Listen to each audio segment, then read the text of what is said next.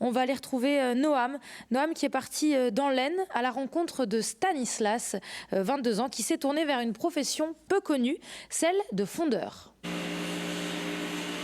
Ah oui, ce métier de fondeur, un métier peu connu qu'on va vous faire découvrir aujourd'hui ici à Aurigny-en-Thiérache grâce à Stanislas. Stanislas a 22 ans, il a découvert ce métier ici, sur le tas, dans cette fonderie à Aurigny-en-Thiérache. Et vous le voyez sur les images de Jérôme, c'est quelque chose de très minutieux, c'est quelque chose, voilà, c'est un vrai savoir-faire que Stanislas a appris et il a la gentillesse de nous accueillir. Bonjour Stanislas. Bonjour. Merci de nous accueillir sur ton poste de travail. Alors j'étais en train de dire, toi tu as découvert ce métier sur le tas. Oui, c'est ça. Bon, c'est suite à une découverte avec la mission locale, je cherchais de l'emploi, je me suis tourné vers la mission locale. J'ai eu de la chance avec la semaine de l'industrie qui suivait peu de temps après.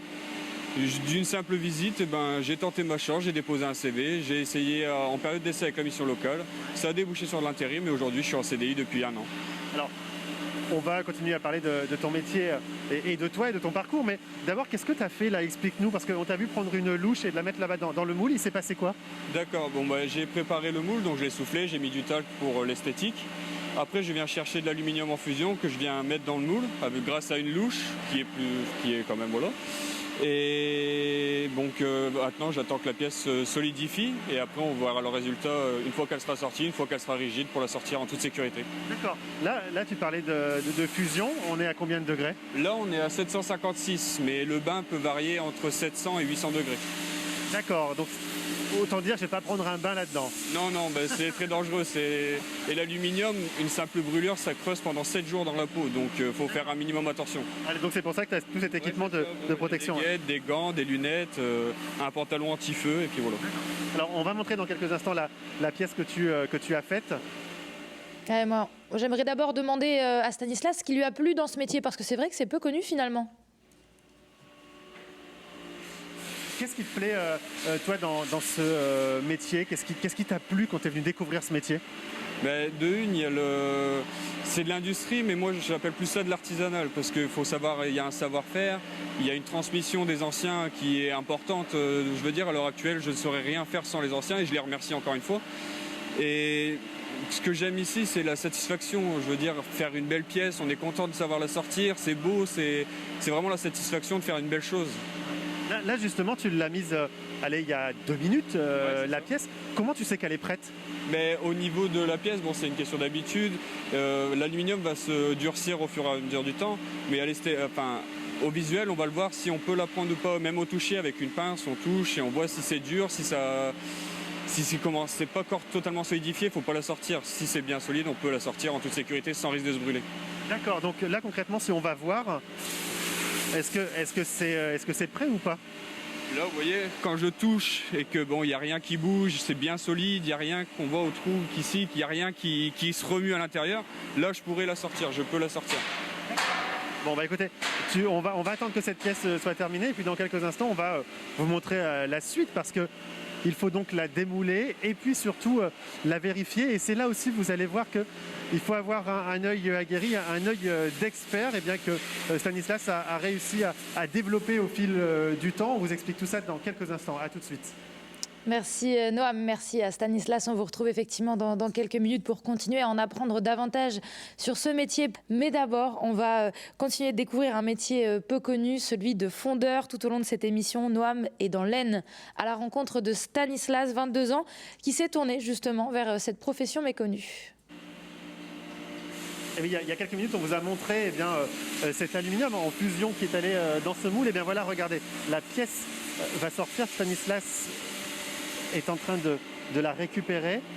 C'est vraiment très précis comme métier. Qu'est-ce qui se passe maintenant, Stanislas, là? Il y a un rôle de vérification de pièces, au cas où s'il y a quelque chose qui ne va pas esthétiquement, tout ça, parce qu'il faut que la pièce soit belle, il faut qu'elle soit vendable. On ne peut pas envoyer n'importe quoi au client. Ouais. Donc, dans un premier temps, je vais contrôler les gros défauts de la pièce. Donc ça va dire des raccords, des piqûres, tout ça. Donc là, on voit qu'il n'y a rien. Enfin, elle est belle esthétiquement. Donc quand c'est comme ça, je fais une première vérification. Je viens préparer la prochaine fusion. Donc je prépare le moule et ensuite je prépare une procédure de fusion. Et pendant que ma pièce durcit, je perds pas trop de temps, je vérifie bien ma pièce, je regarde si vraiment il n'y a aucun défaut. Ensuite je l'arrange et voilà. D'accord. Donc ouais, en fait, il faut vraiment que tu aies un œil expert finalement. Et ça, on ne l'a pas du jour au lendemain, j'imagine. Oui, c'est ça. Puis c'est une question d'habitude. Sur certaines pièces vont avoir plus de défauts que d'autres, ou certaines pièces vont avoir un défaut que d'autres pièces n'ont pas. Ouais. Celle-là, ça va être de l'esthétique, donc il ne faut pas de raccord, il ne faut pas de piqûre, des trucs comme ça. Mais certaines pièces, des raccords, tout ça, on ne va pas en avoir du tout parce que c'est pas... Comment dire, le moule ne favorise pas les raccords. Parce que tu fais pas toujours la même pièce, ça change, c'est que régulièrement tu fais des pièces différentes. Ouais, c'est ça, c'est en fonction des commandes des clients, en fonction de tout ça, on a un planning, donc aujourd'hui je fais ça, demain je ferai autre chose, ou des fois je peux tourner 2 semaines sur le même moule, ou ça dépend de la commande, de la quantité que le client souhaite. Alors Noam, Stanislas, j'imagine qu'apprendre un métier comme celui-là à 22 ans, c'est aussi s'inspirer et apprendre des plus anciens. Tu parles beaucoup de la transmission des anciens qui sont là et qui t'accompagnent. C'est important cette cohésion aussi d'équipe. Tu continues à demander conseil quand il y a besoin. Par exemple, c'est important ce lien avec les anciens? Ah oui, bien sûr, parce que sans eux, aujourd'hui, je ne saurais pas travailler comme je le fais aujourd'hui. Ils ont été importants dans mon évolution, rien que mon évolution pour avoir un travail. Je veux dire, s'ils n'auraient pas été là, peut-être que j'aurais pas resté parce que je ne savais pas travailler, tout simplement. Même aujourd'hui, je veux dire, au bout de 3 ans, je ne sais pas tout et encore loin de connaître tout. Donc, par exemple, demain, je serai embêté, je vais voir un ancien, il va m'expliquer, il va me transmettre. Et au fur et à mesure, j'essaye de mémoriser, et peut-être à mon tour de transmettre aux nouveaux arrivés pour justement favoriser cette cohésion d'équipe. C'est un travail d'équipe finalement. Sans cette semaine de l'industrie il y a 3 ans et sans ces semaines de découverte que tu as faites, est-ce que tu serais venu jusqu'au métier de fondeur? Ça t'était déjà passé par la tête ou pas du tout? Non, je pense pas, mais rien que l'entreprise en elle-même, je la connaissais pas, j'en avais entendu parler, mais vaguement, je ne savais pas trop ce qu'ils faisaient, en quoi consistait le travail, donc je ne pense pas. Et donc il y a la satisfaction de la pièce réussie. Ouais. Ça c'est important. Ouais, c'est ça, c'est la satisfaction, on est content de sortir des belles pièces et puis voilà. Eh ben, super. Écoute, on te laisse travailler, continuer à travailler et on se retrouve dans quelques instants pour continuer à vous faire découvrir ici ce métier de fondeur à la fonderie d'Aurigny-en-Thiérache. À tout de suite.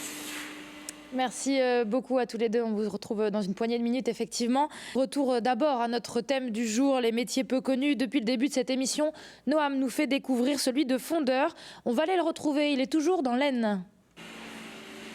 Oui, on continue de vous faire découvrir ce métier de fondeur ici à Aurigny-en-Thiérache avec Christian. Christian, merci de nous accueillir dans votre entreprise. Alors, on a rencontré Stanislas tout à l'heure qui a découvert ce métier grâce à vous, grâce à la mission locale. Quand on a des jeunes comme ça, de 19, 20 ans, qui s'intéressent à ce genre de métier, ça fait plaisir, j'imagine. Et ça fait plaisir et on a surtout envie de leur transmettre le métier, donc de faire partager et puis de faire partager aux anciens aussi le fait que de nouveaux jeunes puissent reprendre le relais. Et puis on en a besoin puisqu'on a aussi la société qui doit être renouvelée avec des nouveaux professionnels. Vous le disiez, on est dans l'industrie et pourtant il y a ce savoir-faire qu'on qualifie d'artisanal. Alors ça, c'est la spécificité de notre fonderie.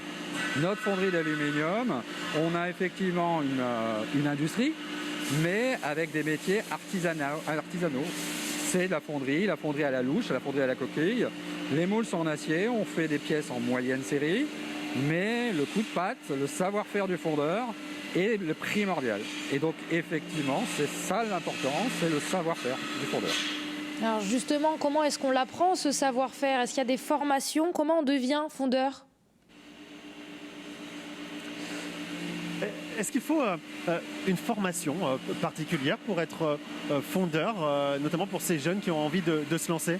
Il n'y a plus de formation. Il n'y a plus de formation de fondeur. Il y a eu par le passé, mais aujourd'hui, c'est plus une formation sur le tas.